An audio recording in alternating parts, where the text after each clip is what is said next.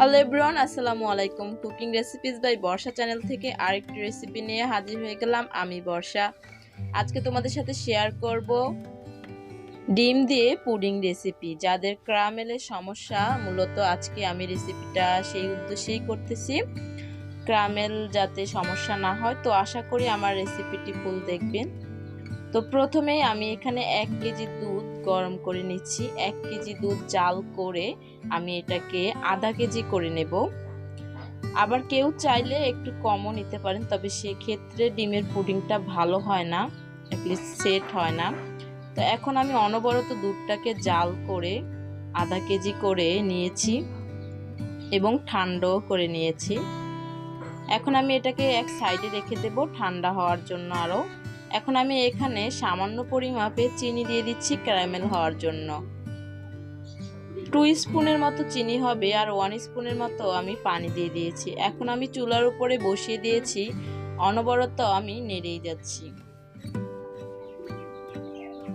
ক্যারামেলের কালারটা আসতে একটু লেট হবে। আমি এই ফাঁকে ডিমগুলো ভেঙে নিয়েছি।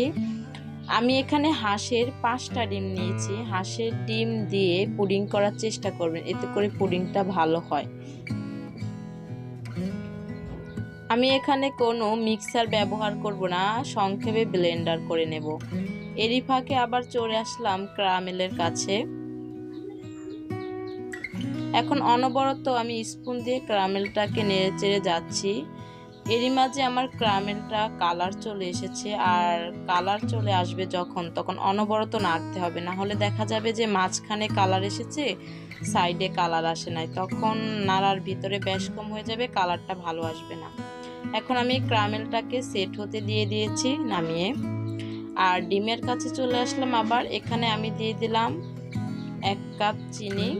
আমি এখানে মোট 2 কাপ চিনি ইউজ করেছি এবং ব্লেন্ডারও করে নিয়েছি ডিমটাকে।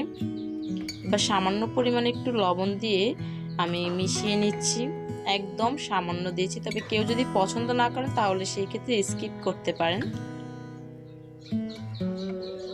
এখন আমি ঠান্ডা করা দুধটা দিয়ে দিয়েছি, আর অবশ্যই দুধটাকে ঠান্ডা করে ডিমের সাথে মেশাতে হবে, না হলে দুধ গরম থাকলে ডিমের সাথে দিলে ডিমটা দলা পেকে যাবে। তো সেক্ষেত্রে একটু মনোযোগ দিয়ে পুডিংটা তৈরি করবেন, অবশ্যই দুধটাকে ঠান্ডা করে নেবেন। অনবরত আমি একটু মিশিয়ে নিচ্ছি। এখানে দিয়ে দিচ্ছি গুঁড়া দুধের গুঁড়ি, আর আমি এখানে দেখুন ক্যারামেলটা কি সুন্দর সেট হয়েছে, আমি হাত দিয়ে দেখিয়ে দিচ্ছি।